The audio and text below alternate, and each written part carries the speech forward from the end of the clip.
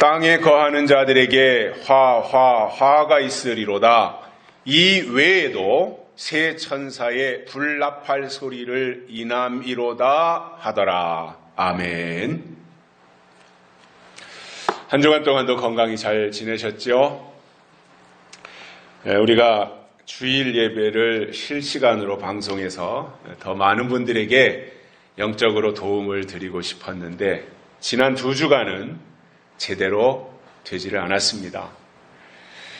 방법을 알아보니까 방송을 송출하는 데 있어서 필요한 장비를 구입해야 된다는 거예요. 물론 스마트폰으로도 할 수 있지만 그것은 굉장히 제한적이고 또 한계가 있기 때문에 필요한 장비를 구입을 해야 되는데 알아보니까 그저 20-30만 원 하는 것도 아니고 가격이 비싸서 염치불구하고 광주 김영애 목사님께 도움을 요청했습니다. 광주 김 목사님은 예수님의 재림과 관련된 일이라면 열일 제껴놓고 앞장서시는 분입니다. 흔쾌히 승낙을 하셔서 장비를 구입했습니다. 그런데 이게 조작하는데 보통 어려운 게 아니더라고요. 여러 가지 용어도 다 생소하고 하나하나 다 이게 연결을 장비와 이런 것들을 다 연결한다고 하는 것이 쉽지가 않아서 지난주 구입을 해놓고 오늘 또 그 장비를 활용을 하지 못하고 있습니다. 되도록이면 빨리 익혀서 더 다양한 방법으로, 더 좋은 방법으로 또 여러분들이 다 스마트폰을 가지고 예배에 참석하시는데 제가 이제 익숙해지면 어디까지 생각하느냐 하면 이렇게 지금은 그냥 듣기만 하잖아요. 근데 어떤 때는 내용이 복잡할 때가 있잖아요.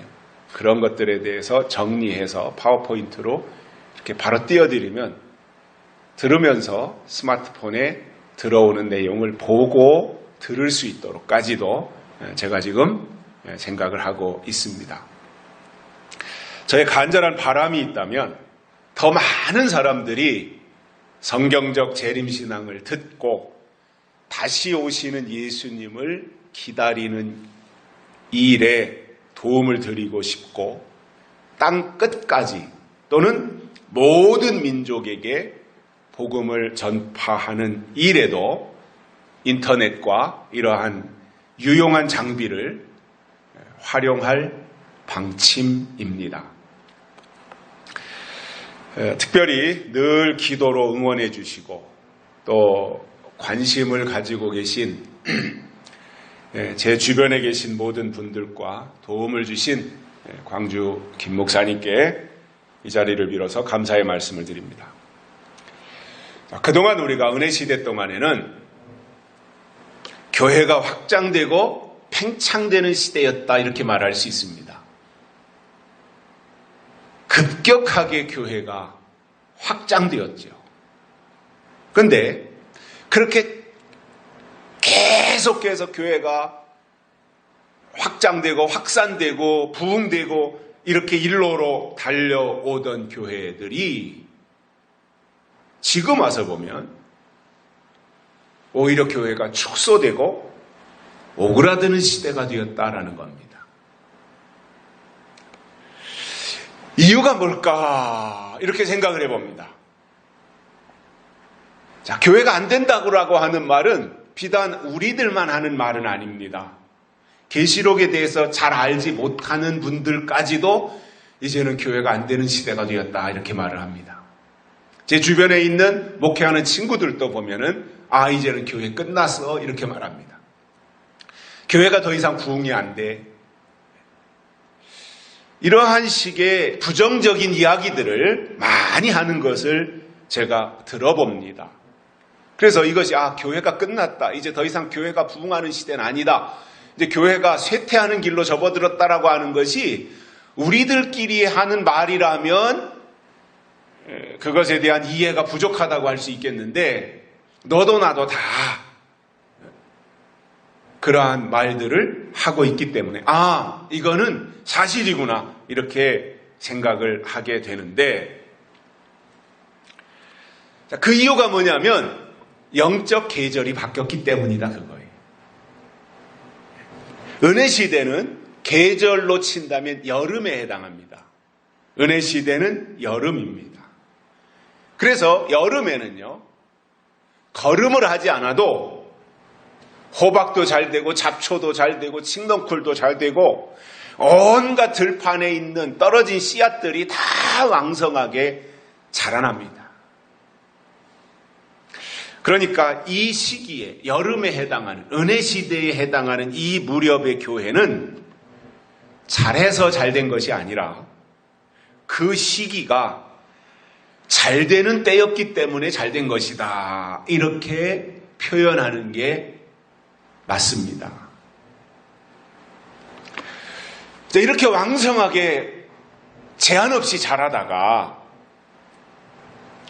말복이 지나고 나서 찬바람이 나면 그때부터는 식물들이 성장을 멈춥니다. 더 이상 자라나지 않습니다. 그리고는 그때부터는 영그는 때로 접어들어요.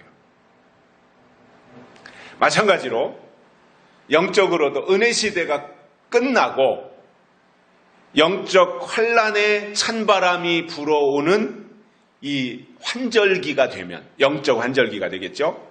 그때부터는 아무리 걸음을 많이 갖다가 주어도 성장하지 않아요.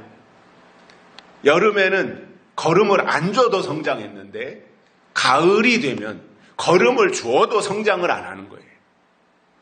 왜냐? 계절적으로 성장하는 계절이 아니라 가을은 영그는 계절로 바뀌었기 때문에 그런 거예요. 계절도 보면 춥다가 더워질 때가 있고 또 덥다가 추워질 때가 있어요. 그러면 감기 몸살은 언제 많이 걸려요?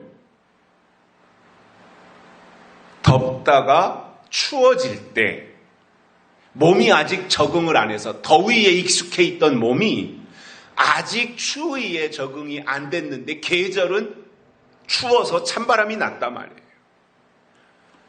그러니까 그때 감기 환자가 많이 발생하는 것처럼 여름은 영적으로 보면 은혜 시대에 해당된다라는 거예요. 그래서 은혜 시대가 끝나고 나서 예수님께서 이 땅에 재림하시는 때로 가는 것은 이제 가을로 접어드는 것이고, 영적 추수가 있기 때문에요, 가을로 접어드는 것이고, 그 무렵이 되면 신앙은 오그라들고 축소되고 추락하고 혼돈하고, 그리고 영적으로 갈팡질팡하면서 몸살을 앓는 시기가 된다는 겁니다. 요한계시록 8장과 9장은 나팔장입니다. 나팔에 대해서 집중하는 것이 계시록 8장하고 9장인데, 이 두 장은 하나님의 계절이 바뀌고 있다고 하는 신호를 본격적으로 보내는 시기가 됩니다. 저는 계시록을 읽을 때마다 요한계시록에 나오는 모든 사건들이 다 중요하지만, 그러나 우리가 준비하는 데 있어서 직접적으로 관련이 있기 때문에 절대적으로 꼭 알고 가야 할 부분이 있다면 저는 그것은 나팔이다, 이렇게 말합니다. 자, 나팔은 첫째 나팔부터 일곱째 나팔까지 있잖아요. 7개의 나팔이 있는데, 그 나팔에 대해서 구체적으로 첫째 나팔은 어떻고 둘째 나팔은 어떻고, 그 구체적으로 그 속에 숨겨진 의미까지는 파악하지 못한다고 하더라도, 이런 나팔이 있다, 이런 나팔이 불 때 이러한 일들이 생긴다, 계시록에서 설명하고 있는 그 내용만이라도, 깊이는 없더라도 내용만이라도 알고 윤곽이라도 잡고 가는 것이 하나님이 기뻐하시는 믿음이라고 봐요. 그래서 저는 계시록을 모르면 영적 소경이다 이렇게 생각을 합니다. 자, 그러면 이 나팔이라고 하는 것은 계시록 8장과 9장에서 6개가 나와요. 그리고 8장에서 6개 중에 4개가 몰려 있어요. 그래서 이 4개의 나팔을 8장에서 설명을 하고 나서 13절에 와가지고 독수리가 공중으로 날아가면서 큰 소리로 외치며 화가 있으리로다 이렇게 소리쳤다는 내용인 거잖아요. 자, 그러면 여기서 우리가 한 가지 힌트를 알고 가야 될 것이 있어요. 자, 화가 와요. 화와 3개의 화가 온단 말이잖아요. 그러면 여기서 우리가 결정적인 힌트를 한 가지 가지고 가야 돼요. 그게 무슨 말이냐면은 이 화는 누구에게 임한다 그랬어요? 땅에 거하는 자들에게 임한다 이거예요. 땅에 속해서 땅의 것을 추구하며 땅에서 살고 있는, 그리고 오직 땅의 것만을 추구하는, 하나님을 믿는다고 하면서 구원받겠다고 하면서 땅의 것에 몰두해서 살고 있는 그들에게 화가 임한다고 했기 때문에 우리는 땅에 거하는 신앙이 아니라 하늘에 거하는 신앙이 되면 이 3가지 화를 면할 수 있다라는 해답을 가지게 되는 거예요. 자, 그러면 이 독수리가 이 말을 했는데 이 독수리라고 하는 것은 실질적으로 저 공중에 날아다니는 독수리로 생각한다면 저 날개 달린 독수리가 어떻게 말을 할 수가 있겠어요? 독수리는 말을 하지 못하잖아요. 독수리가 어떻게 말을 할 수 있어요? 그런데 여기서 독수리가 말을 했다는 거잖아요. 그러니까 이것은 실질적인 독수리가 아니라 상징법을 동원해가지고 독수리로 표현을 했지만 이 독수리는 4개의 나팔을 설명하고 공중으로 날아가면서 화가 앞으로 올 것을 예언했기 때문에 이 독수리는 예언자다 말이에요. 어떤 예언자예요? 남은 3개의 화를 예언하는 예언자를 의미한다라는 겁니다. 그리고 나서 9장에 가서 5째 나팔과 6째 나팔이 나옵니다. 자, 우리가 계시록을 보면서 나팔을 이해하는 것이 매우 중요한 이유가 있어요. 앞에서 잠깐 설명을 드렸습니다마는 요한계시록에 나오는 여러 사건들이 있지만 이 7개의 나팔 속에 사실은 중요한 사건이 다 들어있어요.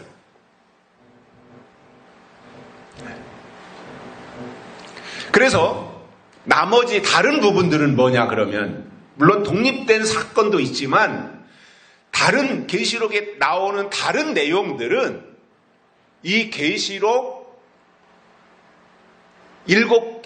있는 7 나팔을 보충 설명하는 내용이에요. 그래서 저는 감히 이렇게 설명을 합니다. 나팔을 모르고는 재림을 알 길이 없다라는 거예요. 이 7 나팔을 모르고는 예수님의 재림을 논할 가치도 없어요. 그런데 놀라운 사실은 오늘날 신앙생활하고 있는 교회에 출입하는 수많은 사람들 가운데 요한계시록을 통해서 나팔에 대해 제대로 알고 있는 사람이 드물다라는 겁니다. 가장 중요한 건데 이게 거의 모르고 있다라는 거예요. 이게 놀라운 일인 거예요.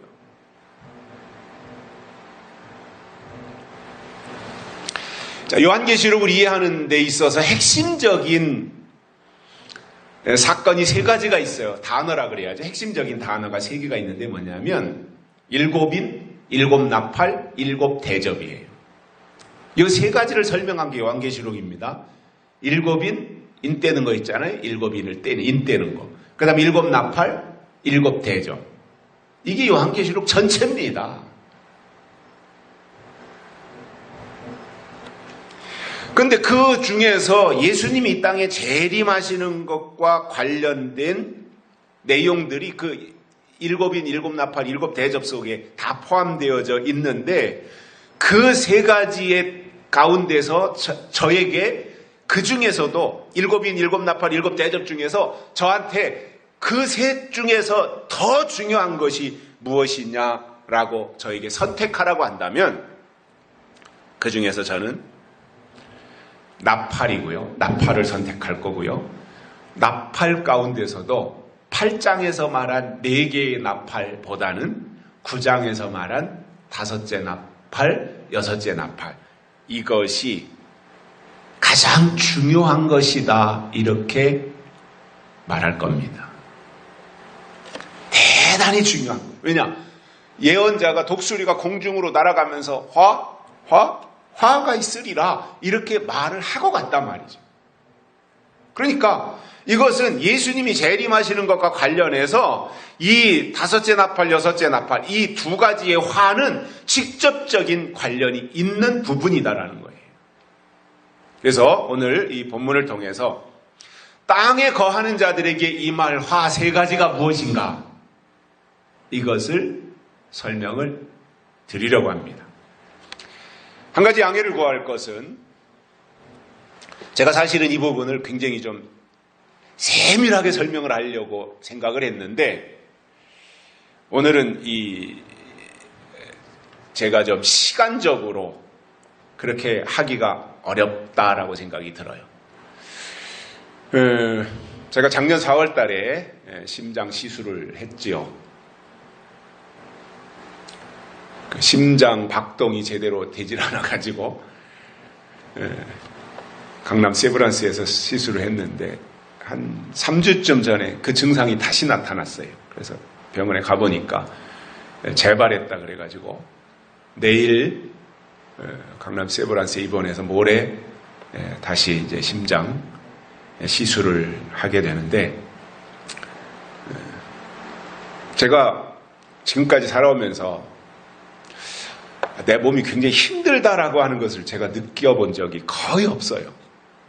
내 몸이 힘들다. 이게 앉아있기도 힘들고 서있기도 힘들고 제가 늘 또 꾸준하게 운동도 하다 보니까 체력적으로 그런 것을 지금까지 느껴본 적이 없는데 이 심장의 그 증상이 나타나면은 오후가 되면 맥을 못 쳐요. 제가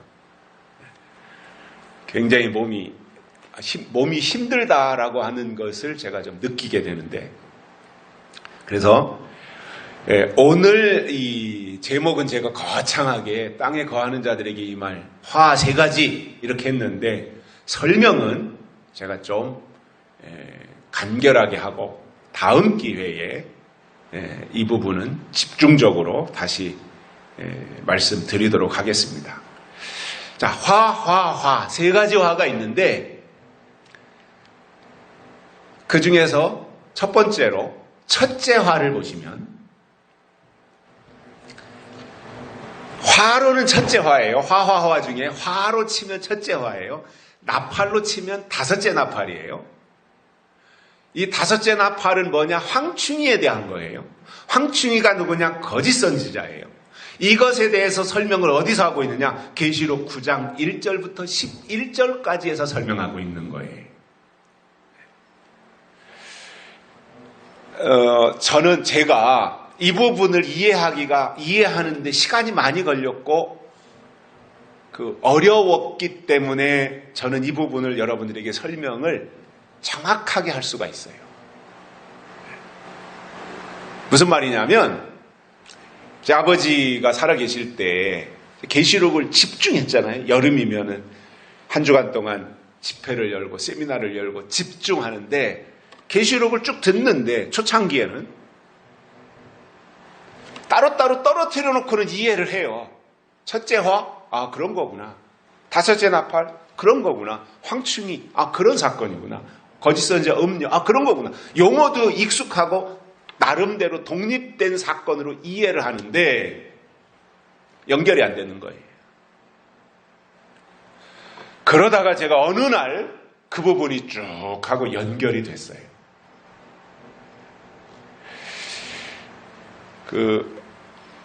계시록이라고 하는 것이 참 특이한데요. 이게 좀 살아있는 말씀이라고 생각을 합니다. 왜 그러냐면, 계시록은 몇 개월 동안 적어도 아마 제가 짐작하기로는 계시록을 한 1년, 아무리 열심히 들었어도 한 1년 중지하고 계시록 그 방향에서 안 들으면 계시록을 다 까먹어요. 잊어버려요.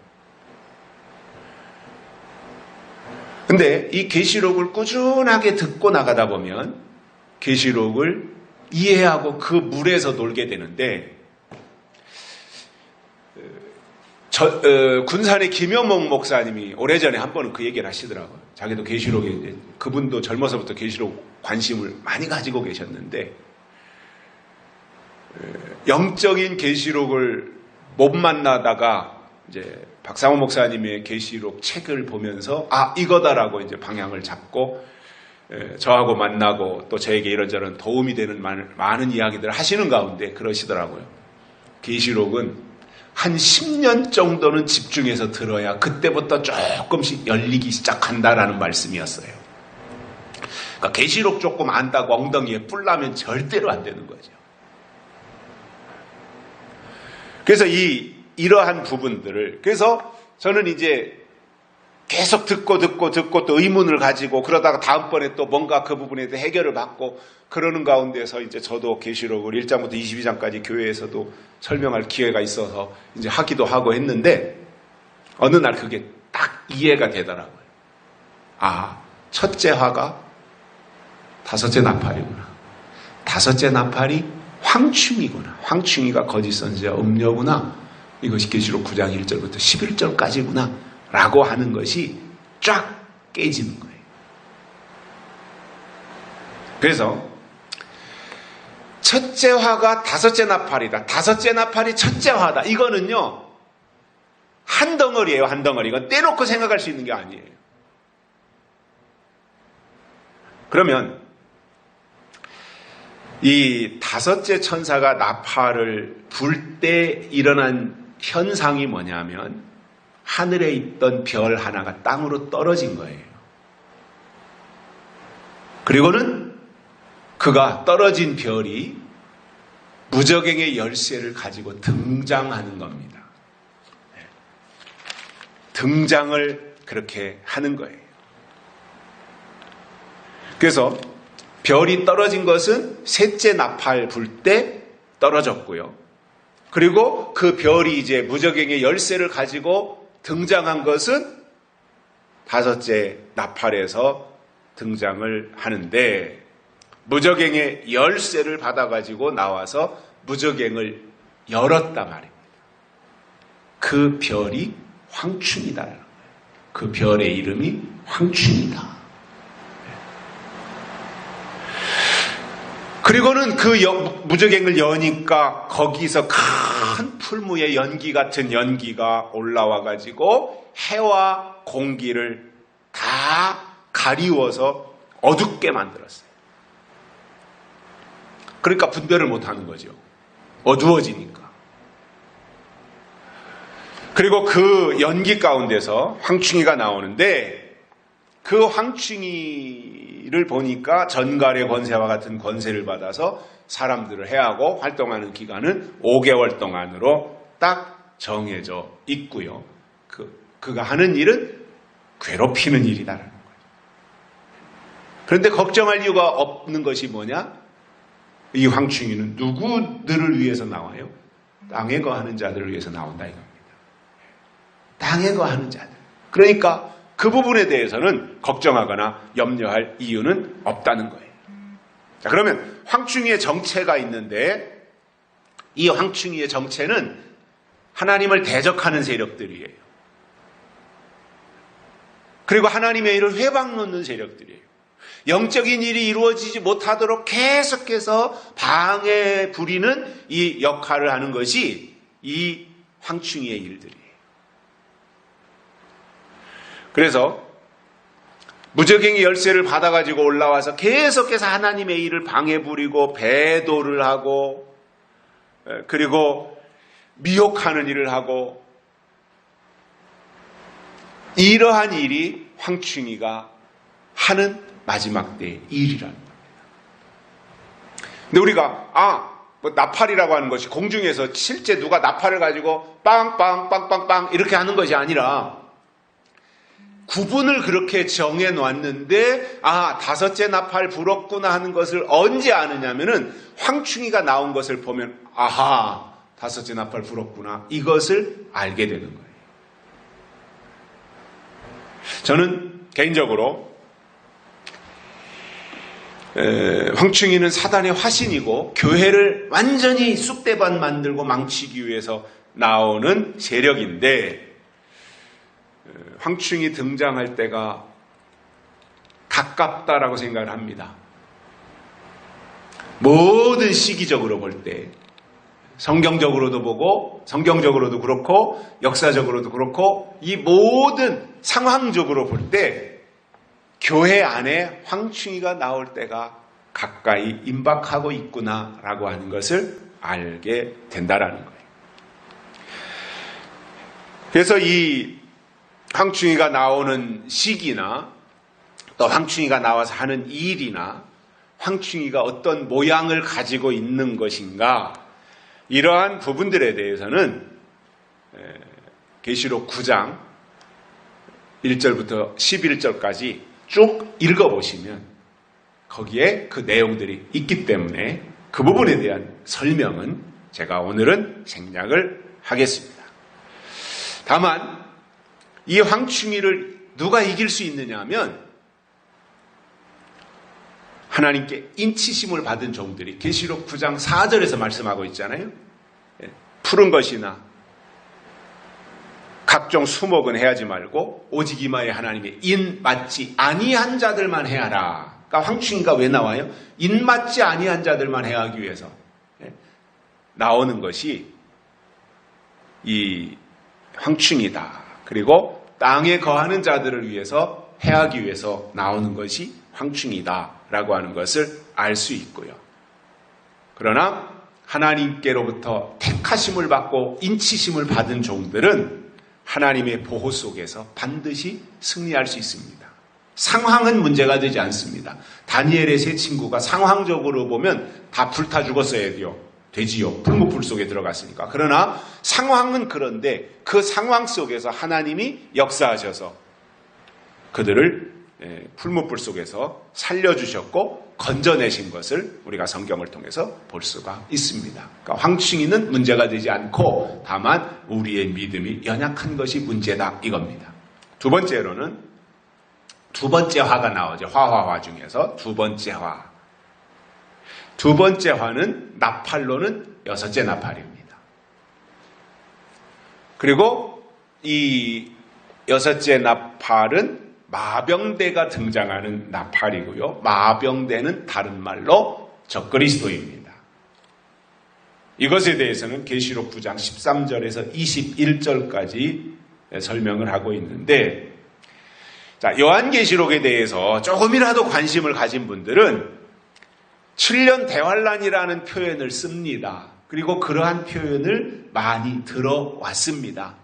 계시록에는 한 번도 7년 대환란이라는 단어가 나오지 않는데 사람들은 자연스럽게 대환란 또는 7년 대환란 이렇게 기간을 정하고 말을 하는데 그러한 주장의 근거가 어디에서 나왔을 것이냐를 보면 다니엘서 9장을 근거로 하고 있다는 것을 알 수 있습니다. 다니엘서 9장에 보면 71회에 대한 말씀이 나와요. 7년이 70번 이렇게 하나님이 뭔가 기간을 정해 놓으셨다 이거예요. 이건 하나님이 정한 기간이에요. 우리가 이 일을 어떻게 할 수 있는 게 아니에요. 그래서 70일에 대해서 말씀하면서 어떻게 정해졌냐면 62일의 사건으로 하나 있고 그 다음에 7일의 사건으로 또 하나 따로 있고 그리고 마지막 한 일에 대해서 따로 있어서 62일에 더하기 7일에 더하기 마지막 한 일에 하니까 70일에가 딱 떨어지는 거예요. 그런데 71회가 다 중요한 건데 하나님이 정한 시간이니까 저는 62일에 이미 지나갔다. 7일에도 이미 지나갔다. 남은 것 마냥 마지막 한 일회가 남아있기 때문에 마지막 한 일의 사건을 우리가 잘 보고 가야 된다라는 거예요. 근데 62일에든 7일에든 마지막 한 일에든 이것은 하나님이 정한 기간이에요. 하나님의 시간이라는 거예요. 우리가 이 일을 어떻게 해서 우리가 급하다고 해서 우리가 이렇게 말한다고 해서 그렇게 일이 절대로 진행이 되지 않는다는 거죠. 그리고는 9장에서 그렇게 70일에 대한 말씀을 하시면서 다니엘서 9장 27절에서 마지막 한 일회를 어떻게 설명하느냐? 일회의 절반에 제사와 예물을 금지할 것이고 미운 물건이 날개를 의지하여 설 것이라고 설명을 했어요. 그러니까 마지막 한 일회가 있는데 7년이잖아요. 마지막 한 일회 7년 중에 일회의 절반에 했기 때문에 7년 중에 반을 나눠서 전 3년 반, 후 3년 반 이렇게 구분을 한 근거가 다니엘서 9장 27절을 근거로 해서 그렇게 사람들이 표현을 하고 이해를 하고 있다라는 거예요. 그러나 어떻게 표현을 하든지 대환란은 5째 나팔과 6째 나팔, 첫째 화와 둘째 화, 이게 대환란이라는 거예요. 그것을 다니엘서로 보면은 전 3년 반이 5째 나팔, 후 3년 반이 6째 나팔, 이렇게 다니엘의 설명을 빌려다가 표현을 계시록과 연결시킨다면 그렇게 설명하는 것도 무방하다, 이렇게 생각을 하고 있습니다. 자, 이런 관점에서 볼 때 우리가 이 마지막 때 신앙을 지키려면 어떤 사람의 주장이나 이론보다는 성경이 어떻게 말씀하고 있는가, 이것이 가장 중요한 거예요. 성경이 어떻게 아무개 누가 무슨 말 했냐, 이게 중요하지 않아요. 그건 참고사항인 거예요. 아무개가 이렇게 말했대. 아무개가 이렇게 말했대. 누가 이렇게 말했대. 이거는 참고사항인 거예요. 전혀 영양가 없는 말은 들을 필요도 없는 거고, 그래도 뭔가 그분이 가지고 있는 어떠한 영적인 부분, 신앙적인 고귀함, 이러한 것들이 그가 평소에 가지고 유지하고 있었는데 그가 어떻게 말을 했다라고 할 때 그거는 참고사항인 거예요. 제일 중요한 것은 뭐예요? 우리가 방향을 정한다든가 우리가 결정적으로 도움을 받는다든가 하는 것은 뭐예요? 성경이에요. 성경이 어떻게 말씀하고 있는가? 성경이 어떻게 지시하고 있는가? 그래서 마지막 때 신앙을 끝까지 지켜내는 유일한 방법이 있다면 그것은 성경에 충실한 신앙이 돼야 된다라는 겁니다. 특별히 요한계시록은 반드시 속히 될 일이라고 했어요. 반드시 속히 될 일. 그렇기 때문에 꼭 알아야 될 말씀이에요. 그리고 요한계시록에는 마지막 복이 그 안에 다 담겨 있어요. 그러므로 계시록을 공부하면서 간과하지 말아야 될 것은 마지막 복은 계시록을 통해서 나타난다. 마지막 복은 요한계시록을 통해서 임한다. 라고 하는 것을 깨닫고 그 속에서 하나님의 은혜를 잊어버리지 말고 자기 도취에, 자기 흥분에 빠져서 계시록을 볼 것이 아니라 하나님의 은혜에 사로잡혀서 계시록을 보고, 이 계시록의 주인공이 두 증인도 아니고 14만 4천도 아니고 계시록의 주인공은 오직 예수 그리스도이시다라고 하는 것을 알고 그 관점에서, 그래서 구약의 주인공도 예수님, 신약의 주인공도 예수님, 요한계시록의 주인공도 예수님, 이것을 알고 구약에서는 오실 예수님을 말했고 신약에서는 이 땅에 오신 예수님을 말했으며 요한계시록에서는 다시 오실 예수님을 설명한다라고 하는 이 관점에서 성경을 본다면 마지막 때 희한한 사람들이 나와가지고 이리로 와라, 인 막기 위해서 이리로 가자, 뭐 대환란을 피하기 위해서 어디 계룡산으로 피하자, 이러한 잡다한 주장들에 전혀 영향받지 않습니다. 그런데 성경신앙이 없으면 누가 이 말하면 그리 쏠리고 누가 저 말하면 저리 쏠리고, 입 맞으러 어디로 가자 그러면 그리 갈 수밖에 없는 거예요. 그렇게 흔들린다는 것은 뭐예요? 그렇게 치우친다는 것은 뭐예요? 그 속에 성경이 없다는 이야기예요.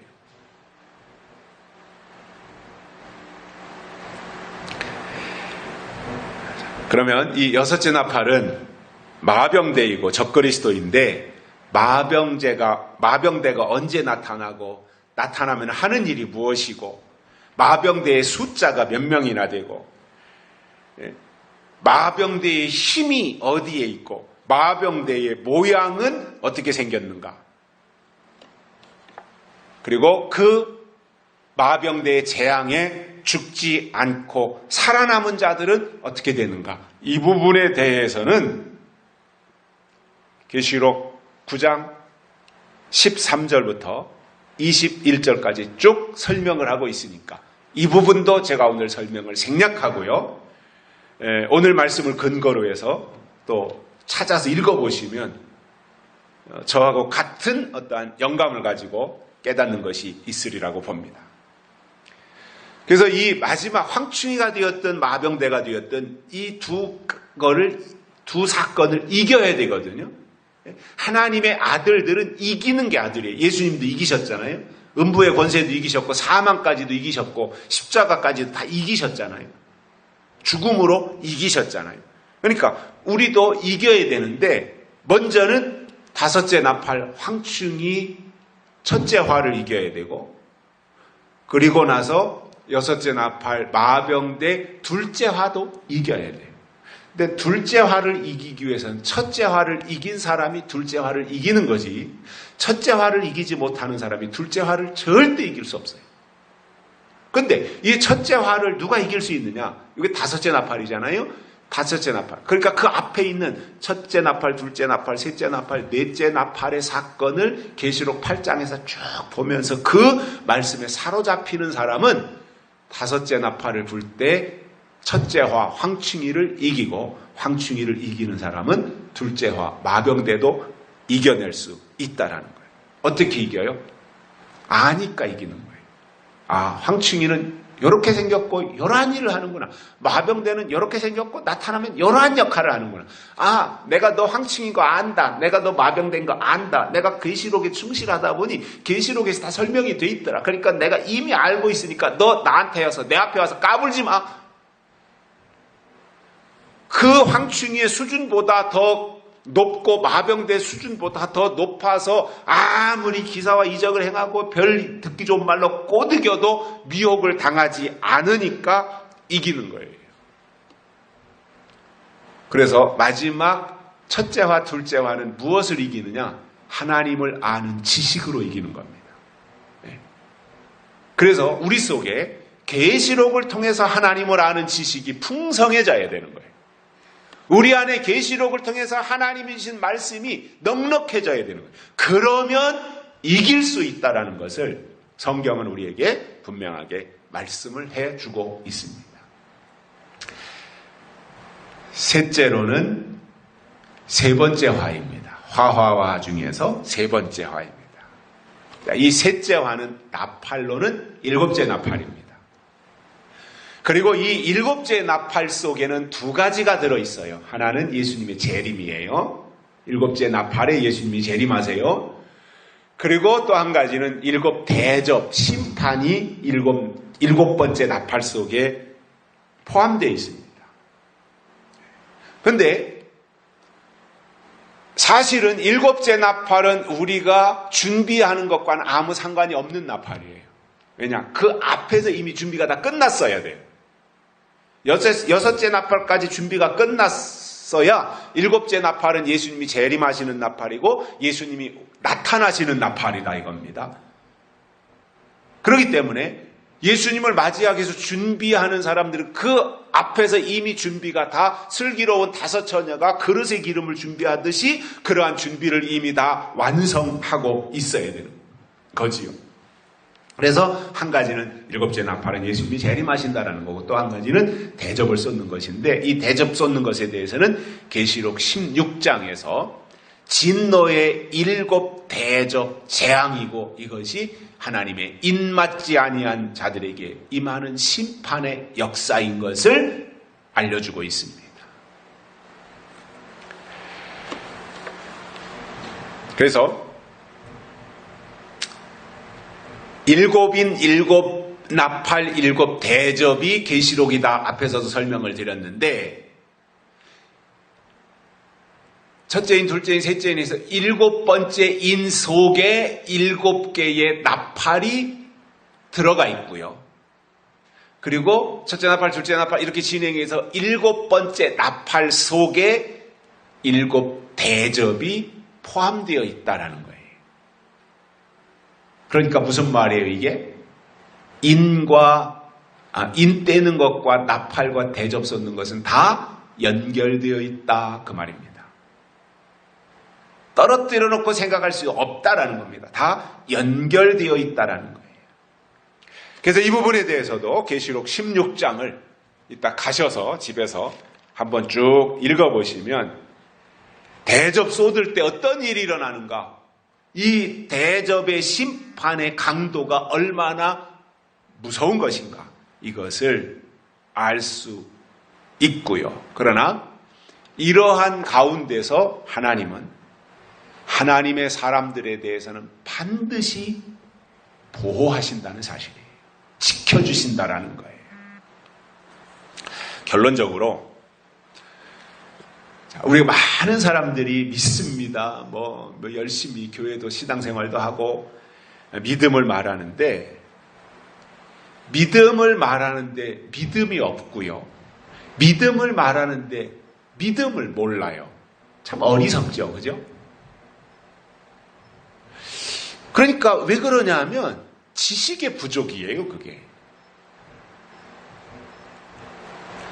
믿음을 말하는데 믿음이 뭔지 모른다라고 할 때 그게 얼마나 어처구니 없는 일입니까? 여러분, 제가 수없이 말하는 것 중에 하나가 뭐예요? 믿음은 약속이다라고 말씀을 드려요. 약속이 있어야 믿음이 있는 거거든요. 믿음의 근거는 약속이에요. 약속의 출처는 성경이에요. 그래서 성경, 약속, 믿음은 한 세트예요. 그래서 믿음이 약속이라면 그 약속을 받은 사람들은 그 약속을 근거로 한 믿음을 통해서 때를 분별해야 됩니다. 그래서 여러분, 때를 분별해야 믿음입니다. 때를 분별하지 못하는 것은 믿음 아닌 겁니다. 그럼 제가 자주 말씀을 드리는 것 중에 때를 누가 분별해요? 어린아이는 때 분별 못 하잖아요. 지금이 먹을 때인지 잘 때인지 봄인지 여름인지 가을인지 겨울인지 어린애는 전혀 분별을 못 합니다. 신앙도 똑같습니다. 하나님의 때는 역적으로 어린아이는 분별 못 합니다. 성장해야 되고요. 단단한 식물을 먹고 성숙해야 분별할 수 있는 거예요. 그래서 이러한 때를 분별하는 믿음은 첫째 화인 황충이를 이기고, 둘째 화인 마병대도 이기고, 셋째 화인 대접 쏟는 심판도 다 이겨내고,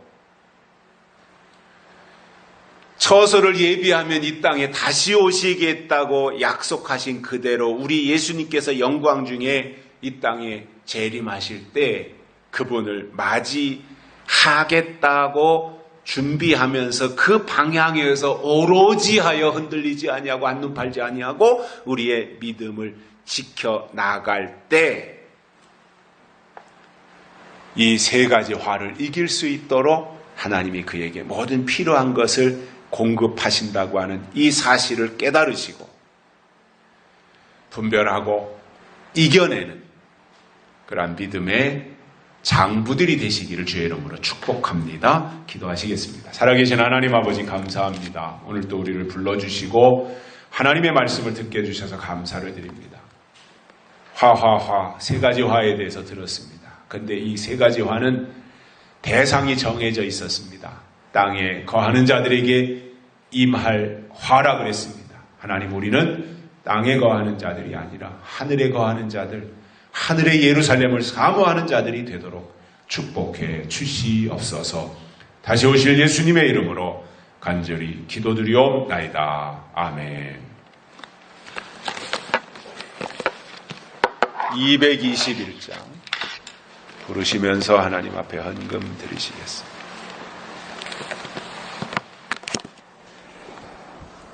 나 가난 복지 귀한 성에 들어가려고 내중한 짐을 벗어버렸네. 제중에 다시 방황할 일 전혀 없으니 저 생명 시냇가에 살겠네. 길이 살겠네. 나 길이 살겠네. 저 생명 시냇가에 살겠네. 길이 살겠네. 나 길이 살겠네. 저 생명 시냇가에 살겠네. 그 불과 구름 기둥으로 인도하시니 나 가는 길이 형통하겠네.